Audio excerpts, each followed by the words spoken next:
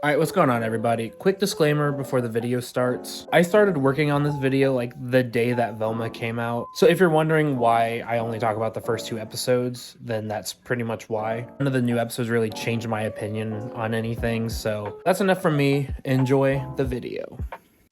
It's so dumb. It's so dumb, it's brilliant. No! It's just dumb. What's going on everybody? Welcome back to my channel. I'm sure in like the last month or so you've probably seen an ad or like a clip from the new HBO Max series about the Scooby-Doo character Velma. Oh, what's that? You haven't? Oh, you were on Jared Leto's weird island retreat thing and didn't have your phone? And it's not a cult because he told you that himself? Well, if you have heard about it, then you've probably also heard that the first 2 episodes are now available to watch on HBO Max. You might have also heard people say that it's not very good. It's actually kind of stinky. I almost didn't want to make this video because I just made a video about a weird movie. And I really don't want to become like a film review channel or anything like that. But I ended up seeing it for myself and I just had to talk about it with somebody. And I don't really have friends, so I'm going to do what YouTubers do best and give my unwarranted opinion on something. So is Velma really as bad as everybody says it is? The rules feel a bit muddy. Muddy? Oh, sorry I'm not a drunk on the verge of losing custody like every other woman solving murders these days.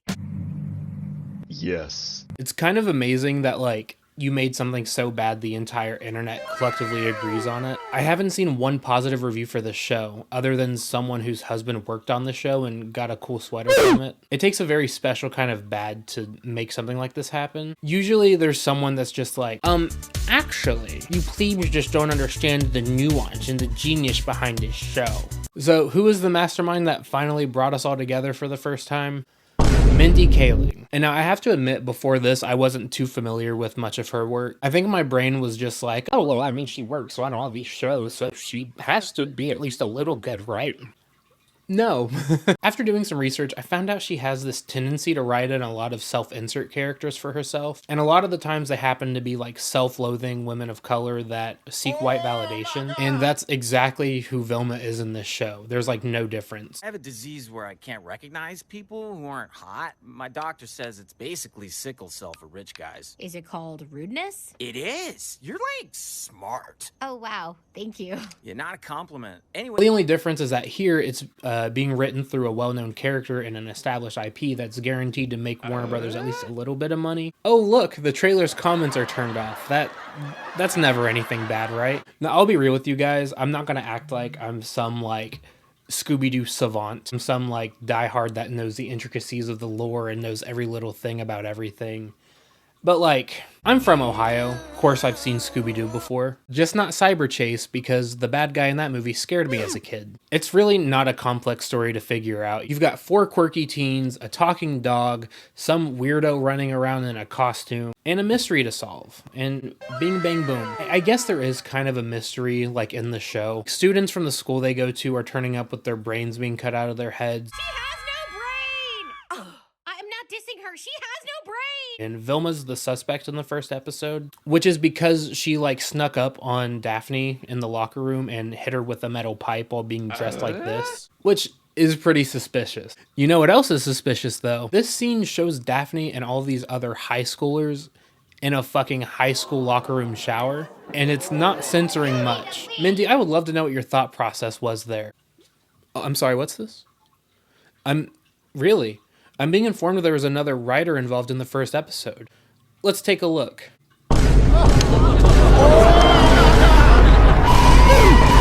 So I guess in this show, Daphne and Velma start out as nemesis. We're nemesises. Nemesis. That's why. Because Daphne became popular and Velma didn't, I guess. Again, I'm no expert, but I don't ever recall like Velma having jealous tendencies like this before. Or Daphne being like a Mean Girls type of character. If you're gonna make new material or like retool these characters into being something different, it still has to be good. Now we've also got Fred in the show. And he makes me especially sad because Fred is voiced by Glenn Howerton. That's why I need you to do it for me, please, please. Oh, Jesus, just eat it with the skin on. I do not like it with the skin, Dee. I'm not allowed to eat it with the skin. I'm not allowed. Glenn is among my list of like most underrated actors, along with anyone in It's Always Sunny in Philadelphia whose name isn't Danny DeVito. It kind of gave me a sliver of hope that the show wouldn't be as bad, but Fred fucking sucks in this show. Yeah, Fred's always been like kind of a ditzy himbo type. Did you know that nets have been used in hunting for over 30,000 years? No one wants to hear your net facts, Fred. I know, but it's just The show makes him kind of like a spoiled baby. Cuddies. Mother, Cuddies. Oh my god, he is just like a little boy. Do you guys get it? Fred's the only white character in the show, so we actually have to make him incompetent and stupid, even though Velma still has a crush on him because look who the fuck wrote this thing. The show also tells us several times that he has small privates. He's been so pampered, his body hasn't even felt the need to fully mature. This is like a sophomore in high school. Why did you do that, Mindy? Now, next up, we got Shaggy, everyone's favorite character who... What? Wait. What? Velma! There you are! Norville? What the hell? Norville is this pretentious nice guy who has a crush on Velma, who doesn't reciprocate his feelings because he's not white in this show. Whenever a girl needs money, a guy sells something and then blackmails the girl into dating him for it. Problematic, but effective. They also go out of their way to make him anti-drugs. Exactly. I think it has something to do with drugs, which I hate. You get it? Because Shaggy has always been portrayed as a stoner, even though it's not outright said, because that's how comedy's actually supposed to fucking work. So instead, we're just gonna make him unbearable to the point that he's not even the same character, and we can't even use the same fucking name. Oh, and speaking of comedy, the show's not very good at that either. Every joke that was in the show felt like the writer's room was just millennials that are tired of political correctness. That must be it, because the brilliant Velma Dinkley knows everything about everyone and isn't afraid to say it. Exactly. I spit truth without a filter, like every comedian before #MeToo. Oh boy. And you could say that this was made for that specific audience almost, but then that audience wouldn't really like it either because you changed the race of 3 of the 4 characters. And you made the only white one incompetent. So I have a hard time figuring out who this was actually made for. All of the jokes it tries to do are one-line zingers and then just the F word. Maybe next time we should try actual jokes, you guys. Oh yeah, there's even a jab at adult cartoons. You know what 420 is, right? Yeah, it's code for adults who still watch cartoons.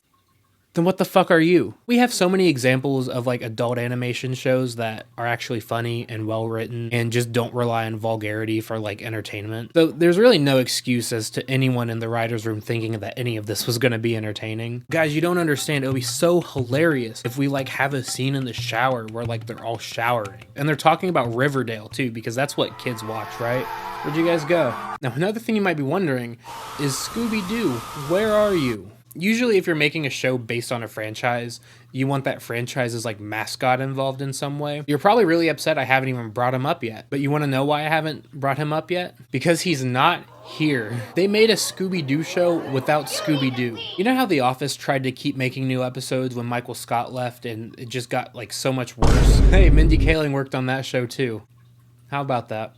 I think if you really wanted me to watch this, my only expectation would be the talking dog. Where's my talking dog? So you made a Scooby-Doo show without Scooby-Doo or any semblance of the original characters that made them likable, and you replaced them with the most insufferable personalities ever. Unfunny jokes, over-sexualizing high schoolers for some reason. I still want to talk to you about that, Mindy. Now, I've been seeing a conspiracy theory float around that I'm just choosing to believe because it's funny and I'm delusional. Theory going around that Mindy had pitched this as an original series to HBO or Warner Brothers or whoever, and they really weren't a fan of it, so either they told her to wear the skin of Scooby-Doo or she retooled it herself to just get the show greenlit. Aw, what's wrong? Couldn't get them to buy your pitch without attaching an existing IP to it? Maybe that was your sign to not fucking make it then. Just saying. You know, if I was making a movie or a show and the first thing that they said was, actually, I think this would be a lot better if you had the Ninja Turtles in here. Fuck, then no, it's done. I'm just going to make a new thing. Don't worry about it. So this whole thing was kind of doomed from the start, if we're being honest. But despite the unanimously negative reception, this is now the #1 show on HBO Max. Because what really sucks is that hate watching something is still watching it. That number is all they care about. We're already hearing reports that they're working on a 2nd season now, which is especially wild when you remember that Warner Bros. Has been axing things left and right. So you mean to tell me you had to get rid of Batgirl, but this is probably going to get a few seasons? Is that because you hate creativity or because you just like to abuse the animators? I'd like to talk to David Zaslav after Mindy Kaling leaves my office. So all in all, this show is very stinky. It's not funny. The Characters suck. The art style really isn't good enough to like save it for me personally. But most importantly, there's no talking dog. Where is my talking dog? Have you seen him? I miss him like crazy. I'm going to make this prediction right now. If this show gets multiple seasons, that the characters are going to become a lot more like their classic counterparts. You know, the gang will become closer friends. Norville's going to grow his hair out and they're going to mention how shaggy it is. Maybe one day he adopts a puppy and then everyone around him starts calling him Scoob. And he's like, dude, why the fuck are you calling my dog that? That's the dumbest name ever. And it's not going to be because that was the plan all along. It's going to be because people fucking hate this show and they just want to try to save it.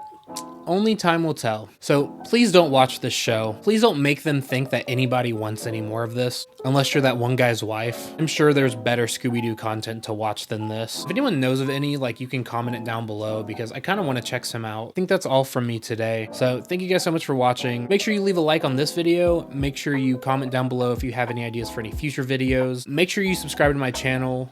That way you get to ride with me in the mystery machine to solve a mystery. Except the mystery machine is my Hyundai and the mystery we're solving is buying me snacks at the gas station. So thank you again for watching. Stay safe out there. Don't watch Velma again, and I'll see you next time. So peace out, everybody.